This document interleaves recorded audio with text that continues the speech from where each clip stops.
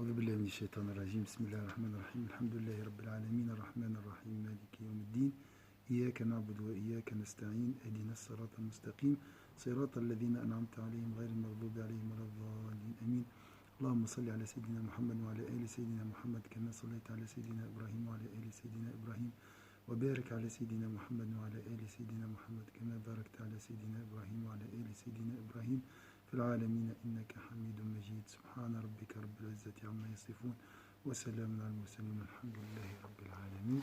Aujourd'hui on va voir une sagesse dans ce livre qui s'appelle La sagesse d'Ibn Ata'illah al-Sakandari al-Hikam. Donc c'est des sagesses écrites par un grand savant mystique qui s'appelle Ibn Ata'illah al-Sakandari. Alors on va commencer par la première. قال من علامات الاعتماد على العمل نقصان الرجاء عند وجود الزلل. L'une des marques qui révèle que l'on s'en remet à ses propres actions, c'est de voir son espérance fléchir quand on commet un faux pas. Alors, tout d'abord, ça veut dire quoi? S'en remettre à ses propres actions. S'en remettre à ses propres actions. On sait que tout dépend de nous. Voilà. Donc, comme on a, le contraire, c'est croire au concours providentiel d'Allah Azza wa Jalla. C'est Allah qui m'a guidé. C'est qu'Allah m'a aidé à faire, à œuvrer, à accomplir cette action. D'accord? L'autre, c'est s'en remettre à l'action. Dire, ah, c'est grâce à moi. C'est moi qui ai fait. Parce que je suis pieux, je suis pieuse, je suis intelligent. D'accord? C'est ça. S'en remettre à ses propres actions. Alors, si je m'appuie sur mes actions,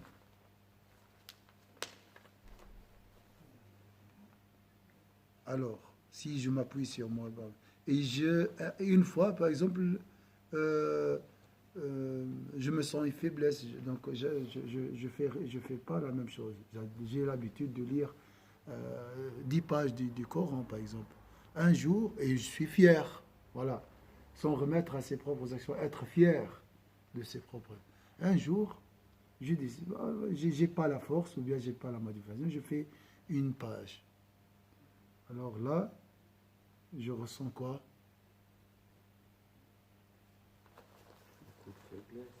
Un désespoir.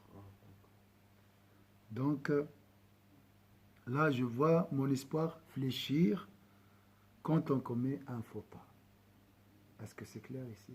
Donc, si tu veux vraiment savoir si tu t'en remets à tes propres actions ou non, regarde. Le jour où tu ne fais pas la même chose, est-ce que tu te ressens un désespoir ou pas? D'accord? Donc, l'une des marques qui révèle que l'on s'en remet à ses propres actions, c'est de voir son espérance fléchir quand on commet un faux pas. Et après, le désespoir, j'arrête. Hein? Donc, attention à ça. Et la solution, c'est quoi? Se remettre à Allah Azza wa Jalla. Hein? Toujours, il faut demander le secours et le concours providentiel d'Allah. Aide-moi. Ça vient d'Allah Azza wa Jalla. Je suis là dans ce cours grâce à qui? Grâce à Allah Azza wa Jalla. Commentaire. Tout croyant se doit d'agir comme cela lui est demandé. Donc on doit, qu'est-ce qu'on doit? On doit exécuter et adorer Allah Azza wa Jalla, obéir aux ordres d'Allah Azza wa Jalla.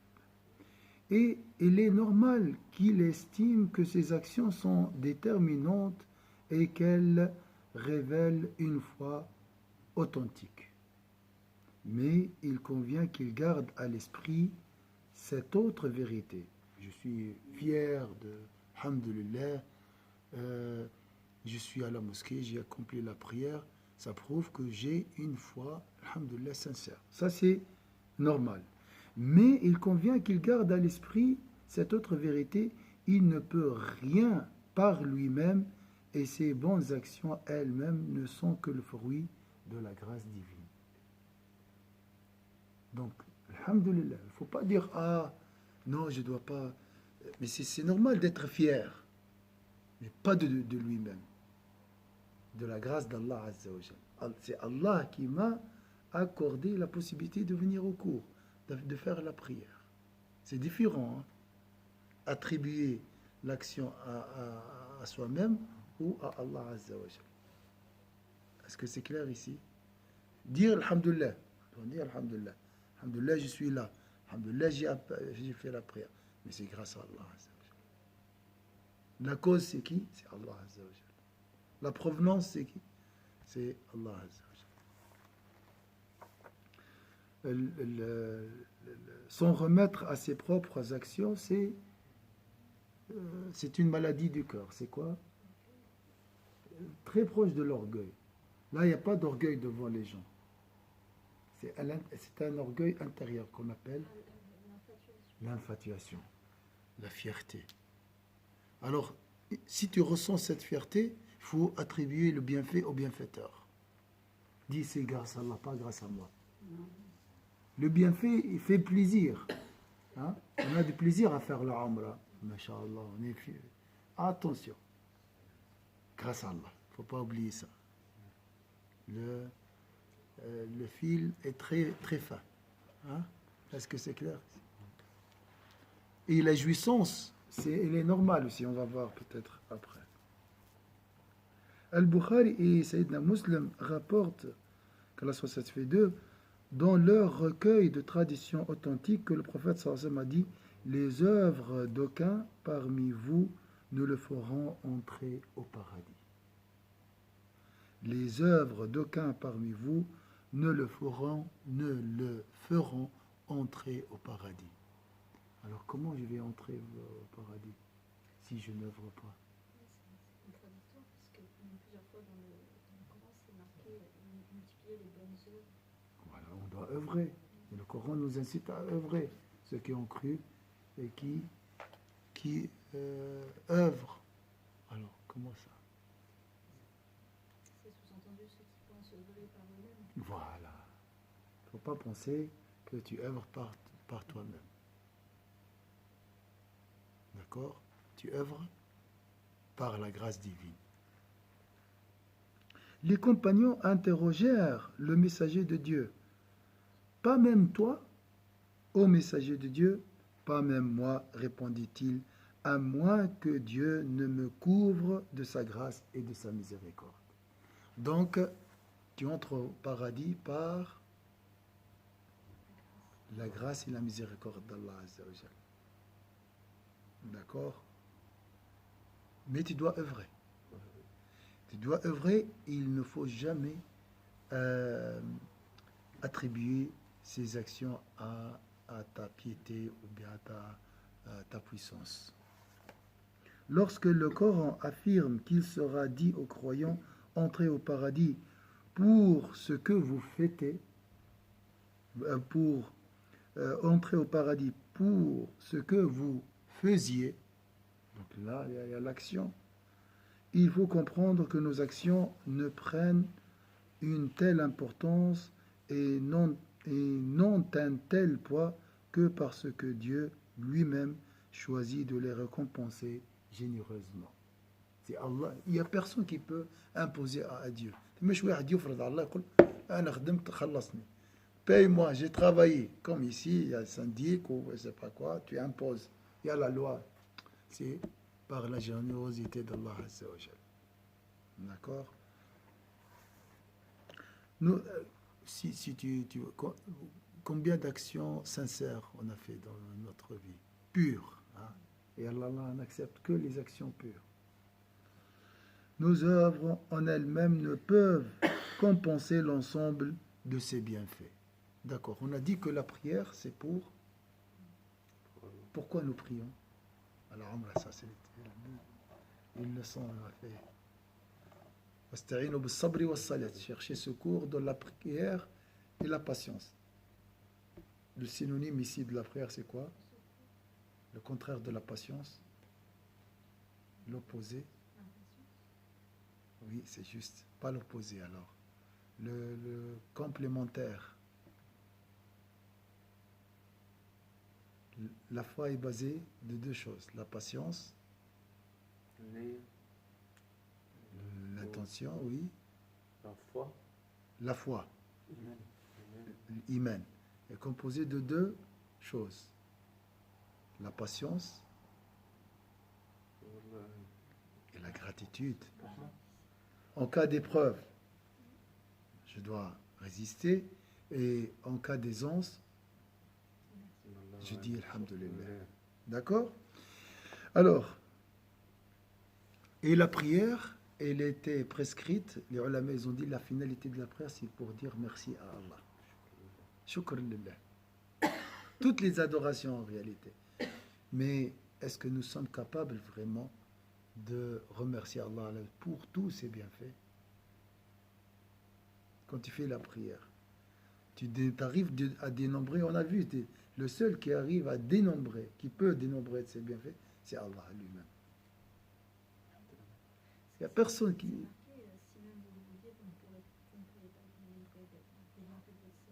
Voilà, on a vu ça aujourd'hui maintenant. Subhanallah. Donc, je n'arrive pas même à les dénombrer. Comment je peux le remercier?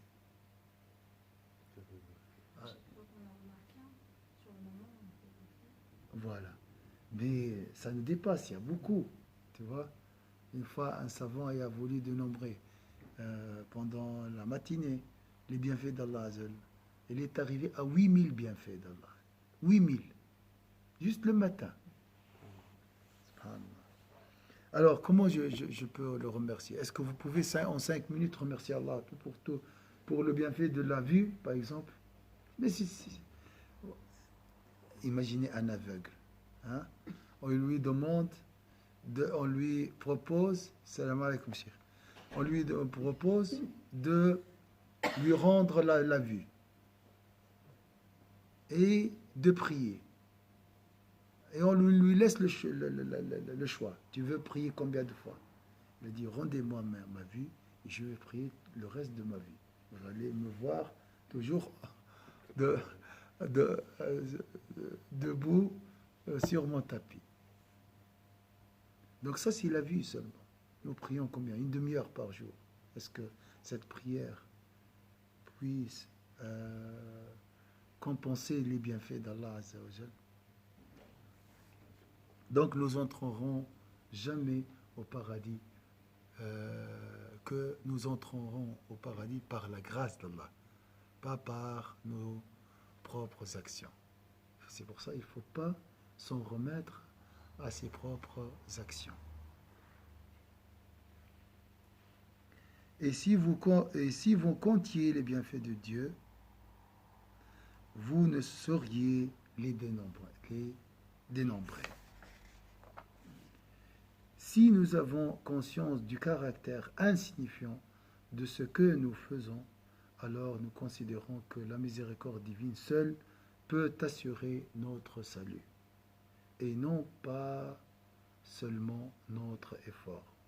Celui qui désespère lorsqu'il commet un péché suppose au contraire que sa destinée dépend de sa seule volonté. Je répète ça, c'est très important. Et ça ne touche pas seulement les péchés, hein, on ne sait jamais. Celui qui désespère lorsqu'il commet un péché. Hein, j'ai fait un péché. Je tombe dans le désespoir. Pourquoi? Ah, je commence à dire, pourquoi j'ai fait ça, tout ça. C'est bien le regret, le remords, c'est bien. Mais on ne parle pas de ça, on parle d'autre chose. Désespoir, là où je suis dans le désespoir. Ah, il y a par exemple, je prie sur le prophète, ça. Après j'arrête, ça ne sert à rien. C'est inutile. Pourquoi je dis c'est inutile? Est-ce que le concours providentiel d'Allah est inutile? Est-ce que la miséricorde d'Allah est inutile? Mais moi, je ne compte pas sur le concours providentiel. Là, je compte sur moi-même. J'attends le moment Je fais beaucoup, ou bien je fais peu, ou bien j'essaie d'être... Et je m'en remets à mes propres actions. Je pense que, voilà, c'est grâce à moi. J'oublie que lorsque je œuvre, j'oublie l'intervention divine, le secours d'Allah, d'accord? Et là, je tombe dans le désespoir. La même chose dans le travail, dans un examen. Je travaille. Si j'ai un empêchement, ou bien ma volonté, mon espoir, mon espérance fléchit, là, je tombe dans le désespoir. Ça sert à rien. Mais même, je n'essaye pas une autre fois. Pourquoi? Parce que j'ai oublié aussi le concours. J'ai compté sur mon effort. Hein? Je m'appuie sur mon effort. Donc attention à ça. Donc est-ce que vous avez compris la source maintenant du désespoir? La source du désespoir. Est-ce que c'est dans le sens où des fois on peut avoir des attentes? Par exemple, des cœurs. On fait des cœurs, Oui. je vais avoir un signe. Est-ce que Oui. c'est ce désespoir-là, vu que j'ai pas de signe, ben j'arrête, c'est ça? Voilà, ça aussi. C'est parce que je pense que c'est le destin, l'avenir entre mes mains. Moi, j'ai les causes et effets. L'impatience. L'impatience. Et j'attends aussi. Donc tout dépend de moi, alors que le résultat dépend de Dieu. Même l'effort dépend de Dieu. الجهد والنتيجة على الله. Ce désespoir révèle une forme d'orgueil caché, ce qu'on appelle l'infatuation, dont le sage doit se débarrasser. Voilà une explication pourquoi on arrête des fois, on parle de la constance. Voilà. Celui qui s'en remet à Allah, même si tu arrêtes une fois, tu dis c'est Allah qui a voulu, peut-être il y a un bienfait, et tu reprends, Inch'Allah. Est-ce que c'est clair ici?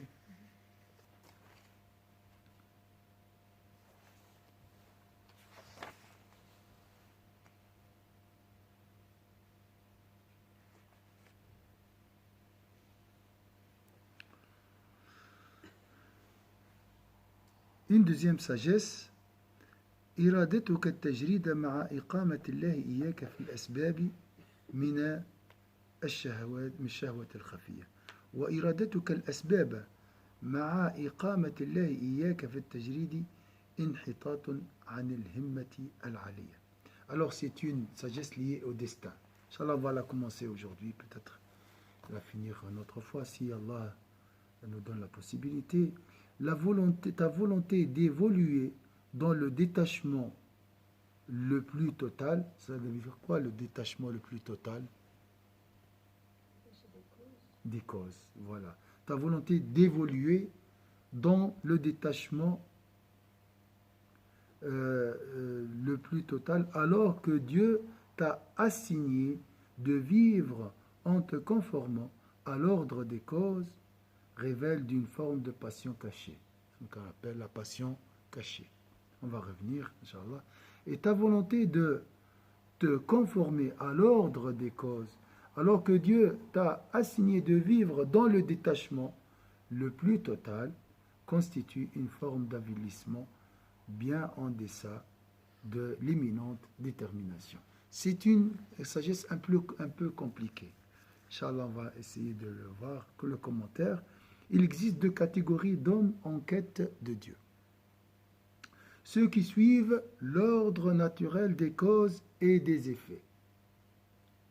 Al-asbab, les causes, qui désignent entre autres les moyens de subsistance. Ils travaillent pour se nourrir et s'habiller. Travail, effet, cause. Se nourrir, effet. D'accord? Il y a des gens qui suivent les causes. D'accord? Et ils sont partiellement ou entièrement absorbés par les choses de la vie. Ils sont trop attachés aux causes. D'accord? Ceux-là doivent se garder de se livrer à une forme d'ascétisme, les conduisant à renoncer à leur étude, à leur travail, à leurs affaires. Une telle volonté, alors qu'ils ne sont pas destinés à se conformer à ce mode de vie, révèle une forme de passion cachée, un orgueil démesuré et un marque de lucidité.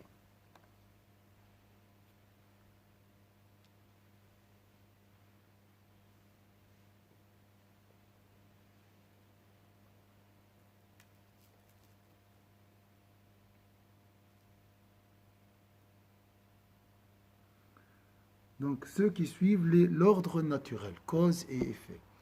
Mais en même temps, ils essayent d'imposer à eux-mêmes, de s'imposer un mode de vie basé sur l'ascétisme et comme renoncer à leurs études, à leur travail et à leurs affaires. Donc renoncer à suivre les causes.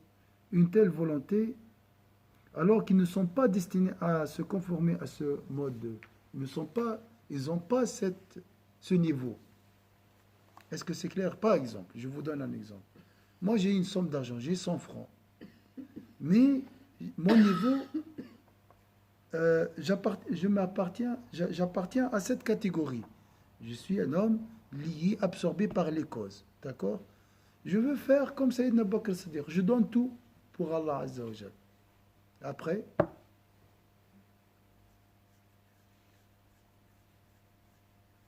j'ai pas la foi de Sayyidina Abu Bakr Siddiq, moi. Donc j'ai essayé comme si je veux sauter des étapes. Je serai éprouvé. Et ça, c'est une forme, il a dit, de passion cachée. Malheureusement. Je veux être comme, alors que c'est pas. Après, je regrette, pourquoi j'ai donné. Et après, je serai éprouvé.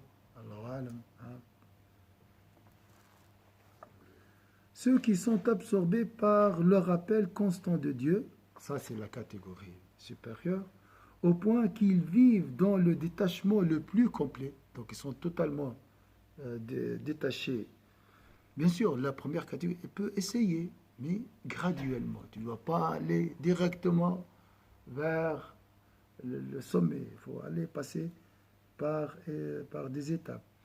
Les hommes que Dieu a destinés à vivre ainsi ne doivent pas s'abaisser à être accaparés par la vie matérielle et par ses calculs. Le contraire, les gens qui sont avec Allah, détachés totalement des causes, ils ne doivent pas suivre les causes. Donc ils ne doivent pas descendre. D'accord? Un tel commerce, comme Sayyidina Abu Bakr Siddiq, il a tout donné. Donc on lui a posé la question, qu'est-ce que tu as gardé pour ta famille et tes enfants? Il a dit, Allah et Sayyidina Muhammad sallallahu alayhi wa sallam. Ça, c'est un niveau très très haut. Donc si, imaginez, quelqu'un qui a un niveau de Sayyidina Abu Bakr Siddiq, et c'est pas facile de trouver, il décide, non, je donne pas de l'argent, moi, je vais suivre les causes, je vais garder un peu d'argent pour ma famille. Là, c'est quelqu'un qui a choisi, comme il a dit, une forme, son action constitue une forme d'avilissement, comme s'il se rabaisse. Un tel commerce constituerait une trahison à leur vocation réelle. C'est une forme de trahison. Est-ce que c'est clair ici? Donc il faut toujours progressivement et se connaître. Il faut se connaître.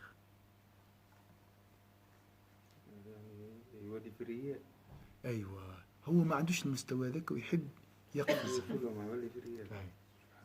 يعني تعطي الكل وتخلي الكل. يعني اذا باش تعطي الكل يلزمك عندك المستوى من بعد تتحمل. سيدنا ابو بكر si tu veux vraiment donner tout alors que réellement tu ne résistes pas après, ça c'est une passion cachée, c'est une forme d'orgueil. On finit avec cette sagesse courte. سوابق الهمم لا تخرق أسوار الأقدار. لا تخرق. Les déterminations antécédentes, est-ce que c'est clair? La détermination antécédente, la force, si tu as ne saurait ébrécher les enceintes des destinée. Est-ce que c'est clair? Vous avez compris quelque chose? Alors, les déterminations antécédentes, la force, la détermination, c'est clair?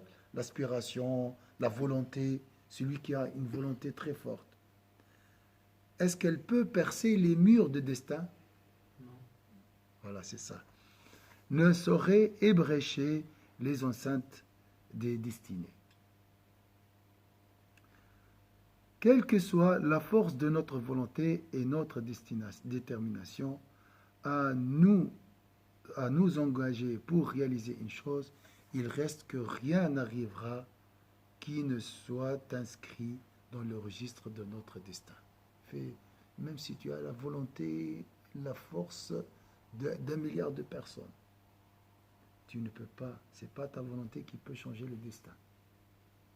Tout ce qui est inscrit dans ton registre de destin doit se réaliser. Tu ne peux pas le changer. C'est pas ta volonté. Et il ne faut pas donc s'en remettre à sa volonté, à ses propres actions. Toujours, il ne faut pas oublier. Ah, j'ai pas la motivation. Est-ce que tu penses que c'est le cas? Et même si tu as la motivation, tu vas changer. C'est Allah qui change. Mais tu dois chercher la motivation. Tu dois œuvrer. C'est ça, là où on n'arrive pas à... Il y a deux équations. C'est Allah qui gère tout et en même temps je suis responsable.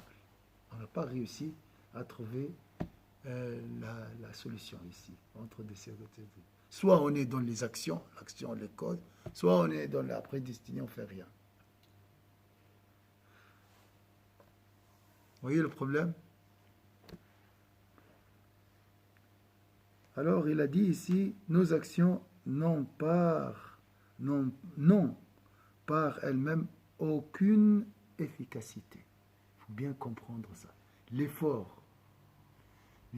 qu'on est en train de faire, c'est comme un récipient, d'accord, vide. Et c'est Allah qui le remplit.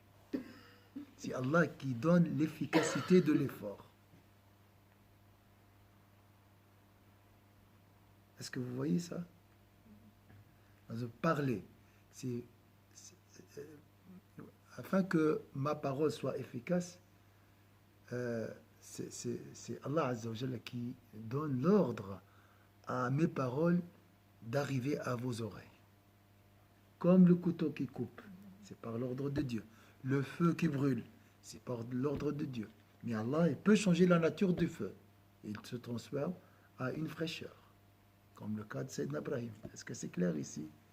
Donc, il ne faut jamais dire, c'est pas ma détermination. C'est Allah qui donne l'efficacité dans ta volonté, dans ta motivation pour travailler.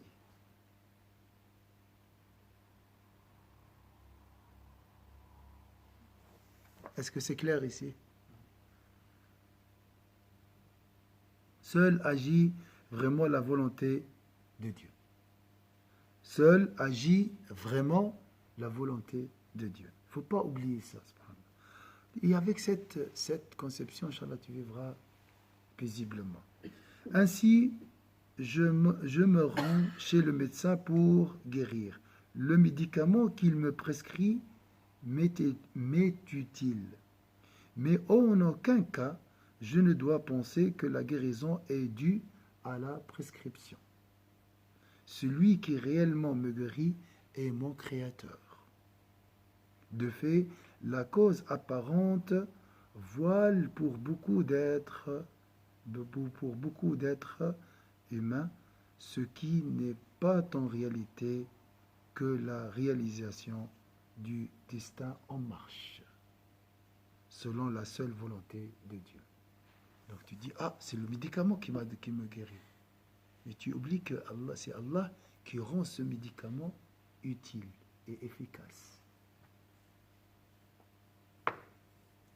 D'accord? Et ce que Dieu ne veut pas ne se réalisera pas. On dit aussi que la conséquence survient avec sa cause, mais non pas par sa cause. On dit ainsi que la conséquence survient avec sa cause, mais non pas par sa cause. Donc, la loi de la causalité est fausse. Il n'y a pas de causalité. Avec la cause, oui, tu travailles et Allah Azza wa Jalla et la volonté d'Allah Azza wa Jalla. Les deux, il faut. Mais il ne faut pas penser que tu réalises ce que tu veux par ta volonté ou par ta propre détermination. Voilà quelques sagesses qu'Allah nous guidera, Inch'Allah, dans le droit chemin. Est-ce que vous voulez ajouter quelque chose? أعوذ بالله من الشيطان الرجيم بسم الله الرحمن الرحيم والعصر إن الإنسان لفي خسر إلا الذين آمنوا وعملوا الصالحات وتواصوا بالحق وتواصوا بالصبر سبحانك اللهم وبحمدك نشهد أن لا إله إلا أنت نستغفرك ونتوب إليك سبحان ربك رب العزة عما يصفون وسلام على المرسلين الحمد لله رب العالمين. Demain matin, Inch'Allah, on va commencer un nouveau livre très dangereux et très très important. Malheureusement, c'est que le matin, vous pouvez voir sur les vidéos, ça concerne l'ostentation, une maladie très dangereuse.